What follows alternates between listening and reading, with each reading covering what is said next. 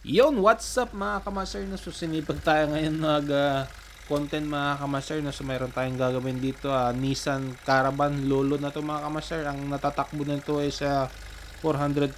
No? So ang layo ng takbo nito mga kamaster. No? So ang trabaho nito is magpapalit tayo ng glow plug mga kamaster. Apat, no? Kasi yung customer complaint nito mga kamaster is tuwing umaga, long cranking siya mga kamaster bago siya mag-start, no? Hard starting siya mga kamaster.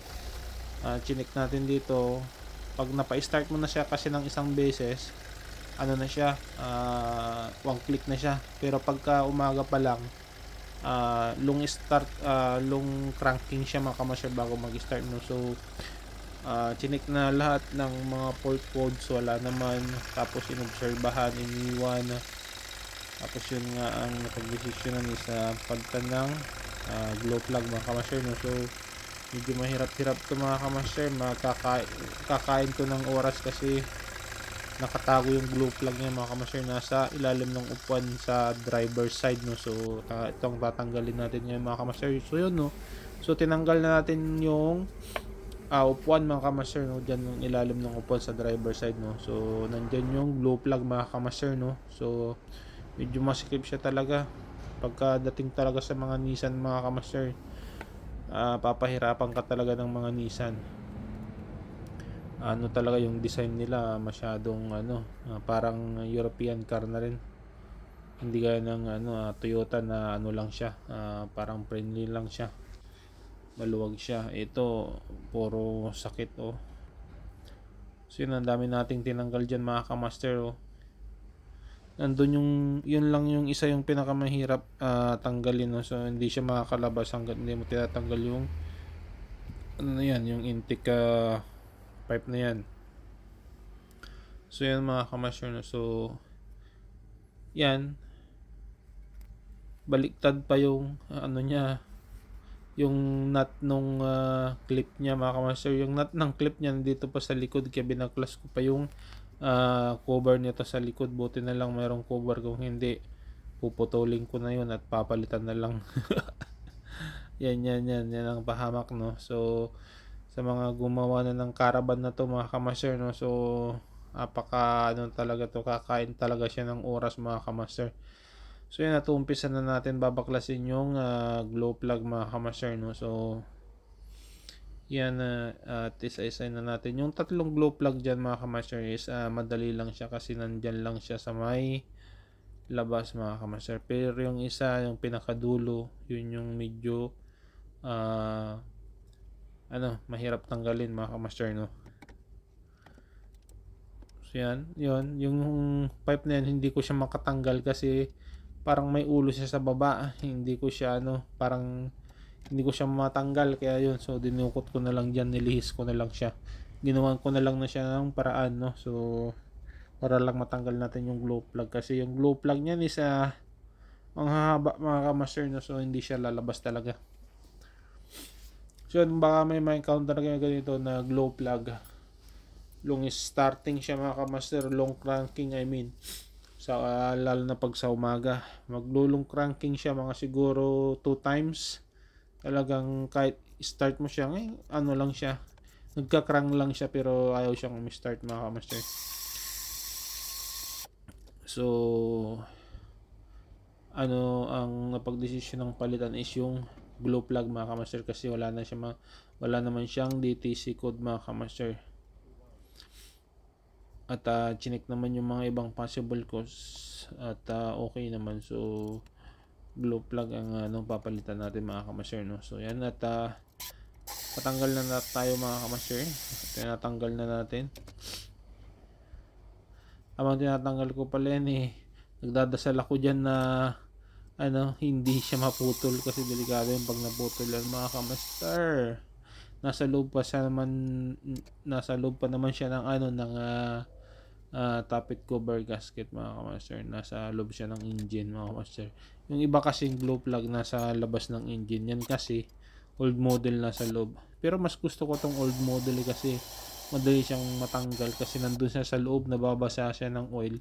So minsan hindi siya kinakalawang na, so maganda rin yung design nila. So mayroon palang ano din yan, yung itim-itim na yun na bilog, oil seal, meron din siyang oil seal.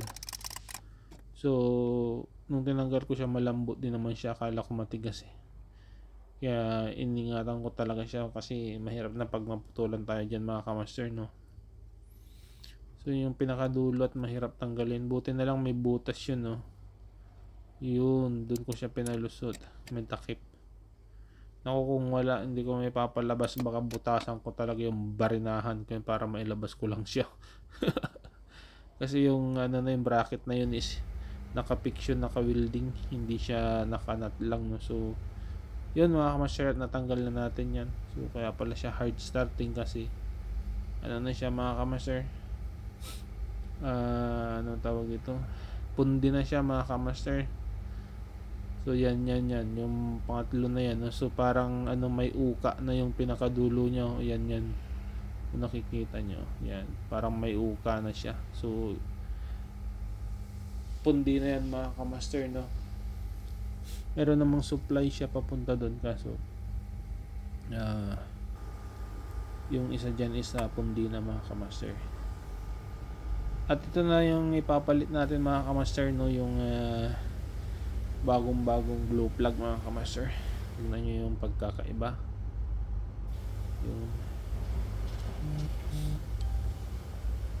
So ang trabaho pala ng glow plug mga kamaster, yan yung pagka inon mo siya, magkakaroon siya ng supply.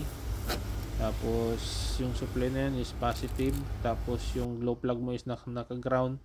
So magbabagayan sa loob mga kamaster, no, para pagka ni-start mo siya, mainit na yung sa may cylinder wall niya mga kamaster, at pag nag-spray siya ng diesel is madali siyang mag self combustion mga kamaster, no. So yun yung nagpapainit mga kamaster. So ang diesel engine mga kamaster is wala siyang spark plug, pero meron siyang glow plug mga kamaster, wala siyang spark. So ano siya, combustion mismo ang nagpapaputok sa kanya, wala siyang spark plug, no. So compression mga kamaster ang nagpapaputok sa kanya, sobrang init, kaya power ang diesel mga kamaster kaysa sa gasoline. So yan, at ikakabit na natin yung bago mga kamaster, no. So nilagyan ko siya ng lubricant mga kamaster para hindi manikit sa pagka higpit niya. Kung ari tatanggalin siya sa susunod, hindi masyadong mahigpit, at anti-rust na rin yung nilagay ko mga kamaster. High temp na yun mga kamaster, yung grease. So hindi yung basta-basta mawawala. So yan, kabit na natin yung bago mga kamaster, no. Tingnan natin natatapos to. So inumpisan ko pala ito mga kamaster umaga. Siguro natapos ko siya mga bandang bandang 2:00 na. So ang sakit ng likod ko, panay nakatayo, panay dukot mga kamaster, no. So yan, fast forward natin mga kamaster, no. So magkakabit na tayo dito ng seal ng glow plug mga kamaster, no. So fast forward na natin. So ito pa lang, oil seal niya mga kamaster is thread type lang siya mga kamaster. So hindi mo siya kailangan masyadong higpitan, pag nakalapat na kunting-kunti lang para hindi siya malustred kasi plastic lang siya mga kamaster, no. So at yun, tapos na mga kamaster, no. So i-start ba natin kung 1 click na mga kamaster, at yun, 1 click na nga siya mga kamaster, no. So alright, tapos na natin mga kamaster. Gang gang.